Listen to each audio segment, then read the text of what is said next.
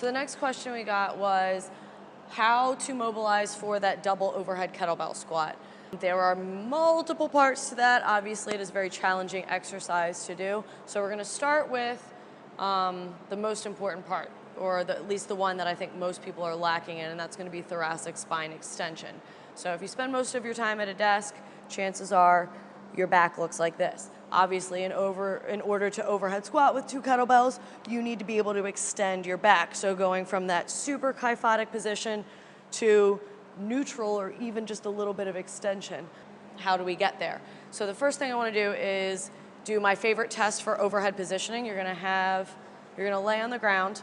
And again, when you have a kettlebell, or when you have 2 kettlebells, they need to be positioned right over your head. You don't have that freedom to go a little bit wider, or else it gets really super hard to hold your kettlebells out to the side. So what I'm going to do is I'm going to have Chip here put his hands right at his side and then bring his biceps right next to his ears. Notice what happens. We don't have a good thoracic extension. All of this extension's coming from his lumbar spine. So in that case, that's a really unstable overhead squat position. So if all of your mobility or if all of your extension's coming from here, you're still not able to overhead squat in a good position. So me being the super friend that I am, we're gonna help him out with this problem. So he's gonna lay on the ground, and this is where your little peanut ball comes in really handy. So it's 2 lacrosse balls just taped together. Sit up. What you're gonna do, flip around, is find his spine. So right down the middle of his spine, you want either ball to go on either side. So if his shoulder blades are here, you want to be right in the middle of your shoulder blades. Obviously, flip around again. You can see he spends a lot of time at his desk with his forward head posture and rounded thoracic spine. So I'm going to put the lacrosse ball right in his thoracic spine, have him lay down. Get off my finger. There you go. And relax, just lay your head down. That is probably a really uncomfortable position for him. So if he rolls up and down a little bit, he might get a few cracks and pops, but other than that, it doesn't feel too nice. So I want you to stay right in between your shoulder blades and find a spot that just feels a little sticky. Give yourself a hug, kind of go side to side, roll up and down.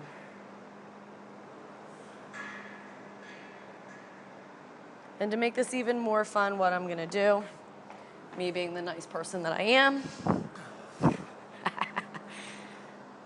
right over top of where that ball is, you're going to give the plate a hug. And then you're going to roll that side to side. And then you're going to roll that up and down. So again, this is basically creating basically this is creating thoracic extension. So you're taking each vertebrae and trying to move it a little bit more forward, and taking the next one and moving it a little bit more forward.